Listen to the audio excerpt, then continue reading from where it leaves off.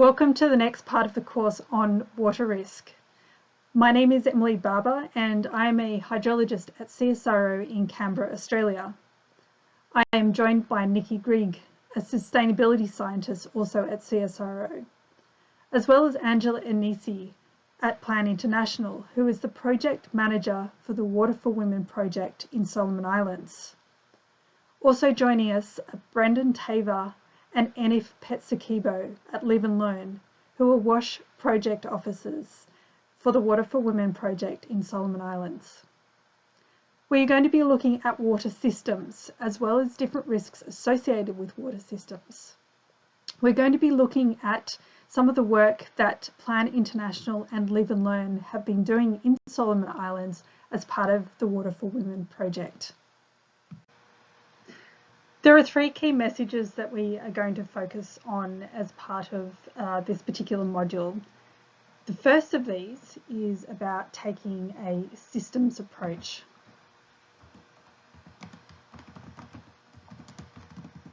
So we heard about systems earlier in the course, and it's particularly important in the context of water to be able to understand both the natural system but also how people interact with it. Another aspect of systems approach is the importance of working collaboratively to build trust and a shared understanding. Water is often a very contentious space, and it's really important to be able to build this trust to have collective actions for managing water systems. The second one then is about data and models, or rather quantitative information.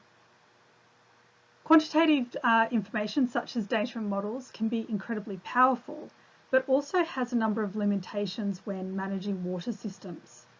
So it's really important to understand what information they can provide us with, as well as what some of the assumptions and limitations are. The third component then is looking at understanding water risk.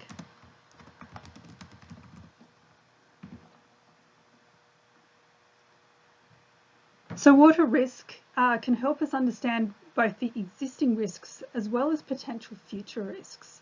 And that can help us manage actions now. So looking at what actions we need to take now to increase existing resilience of the system so that it is better able to withstand any changes into the future.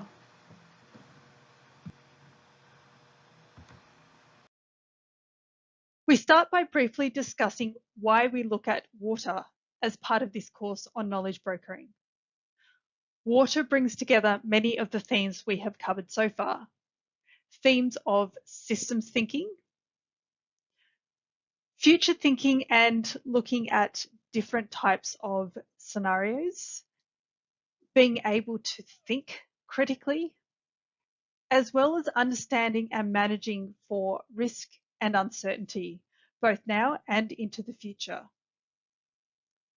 We will also see that information alone is not sufficient, and we need interpersonal skills to translate the information into knowledge through shared stories, the development of trust, and shared understanding.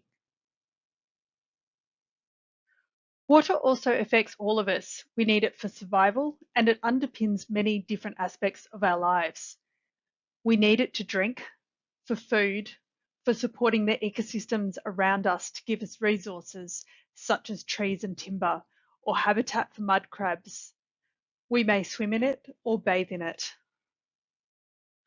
Water is also a contentious resource. We often have either too much water, causing floods or landslides, or we may have too little water, or we may have enough water but it is of poor quality. We also need to manage wastewater from households, agriculture or industry to minimise the impact it has both on us and on our environment. This means that in order to manage water, we need to understand where it comes from and how it gets to us. Water is sometimes described as being a wicked problem. So this is a class of problems which have characteristics such as being difficult to define what the actual problem is, difficult to evaluate, Solutions are often subjective. There's no one right solution, and there are often competing objectives with different people or different stakeholders wanting different outcomes. So it's essential that we understand these different objectives, the risks associated with them, and that we empower people to work collectively to implement solutions that support both people and the environment. To do this, we need a systems approach that integrates an understanding of the natural system and how people interact with the system. The complex and contentious nature of water management makes it both challenging, but it also makes it really interesting to understand. It highlights the need for knowledge brokers to facilitate knowledge transfer and collaboration.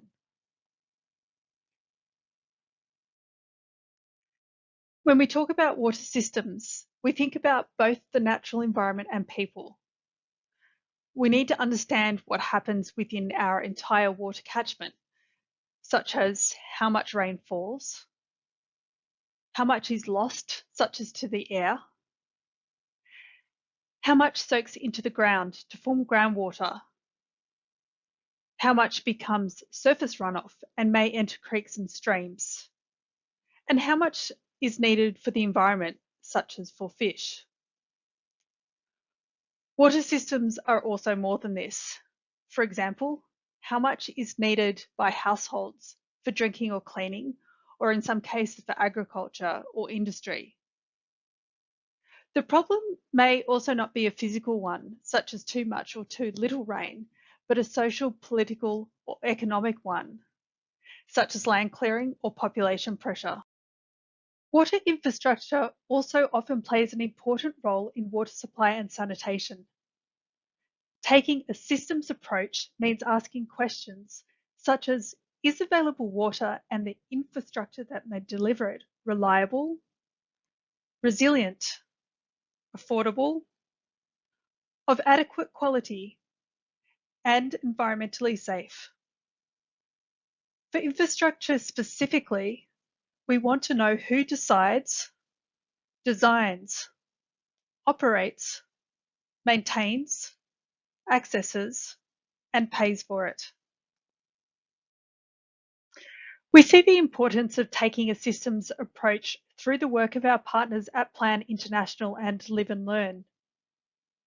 Through the Water for Women Fund in Solomon Islands, work is being undertaken to improve the health and well-being of around 5,000 people in rural areas in Western Guadalcanal province through improving the quality and accessibility of WASH services. In this map is Satona, the village that we have been focusing on in our collaboration between CSIRO, Plan International and Live and Learn. Satona is very remote and difficult to access. An important component of this work is improving water security through a collaboration with the International Water Centre at Griffith University. Solomon Islands faces multiple water risks, including flooding, tsunamis, and lack of reliable drinking water of adequate quality. Some of these risks are driven by natural events such as heavy precipitation. Others are influenced by the social, political, and economic context, such as the maintenance of infrastructure. Water systems will be affected by climate change, and if water catchments are degraded, they will be less resilient to the impacts of climate change. We now hear from Brendan, who will talk about water supply systems in rural Solomon Islands with an example from Satona. We will also hear more about the work in Solomon Islands throughout this module. In Solomon Island, water is generally collected from either a protected or unprotected spring. Unprotected spring box is where people collect water from open source. We will look at spring box or protected spring box. Concrete building around to protect the spring from contamination and sand, silt, stone, branches, and leaves. This is what we have in Satona. Rain falls over the catchment. Water then either flow over the ground as surface water or infiltrate into the soil within the catchment area. Shallow underground water springs out from the ground into the spring box or dam. Water collected in the spring box then flows through a pipeline into a storage tank and flows through pipeline to access point or tap stand. Men and women collect water for domestic use at the tap stand. Spring box constructed on slopes have pressure to flow down to tanks and tap stands. Not everyone has equal access to tap stands. Some women live further away, and this makes it harder for them to access it.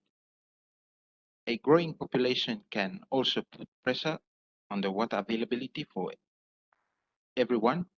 Different people in different places have different experiences with water along the system. Sometimes pressure always low at the end of the water system due to design and leakage. Growing populations always affect the access and the use. Spring box to tank, and from tank to tap stand, and from tap stand to household where people collect water from the tap stand. This shows the importance of understanding both water availability and how people access the water, with some people having better access than others. Now that we have talked about the importance of understanding water systems, we're going to come back to this diagram of a water system and talk about how we can estimate different components of the water system, such as rainfall or groundwater, using what we call a water balance tool. We can do this qualitatively, and this can be useful for work with communities. Or we can also work with different specialists to support the quantitative estimation of how much water there is. So we might, for example, want to know how much rainfall there is and how this changes between months and years, and how much ends up being available for human consumption. In the past, those working in water resources have often worked in isolation from those working in water supply and sanitation, or WASH. Understanding the broader water system provides important information about water availability and different hazards that can inform WASH decisions.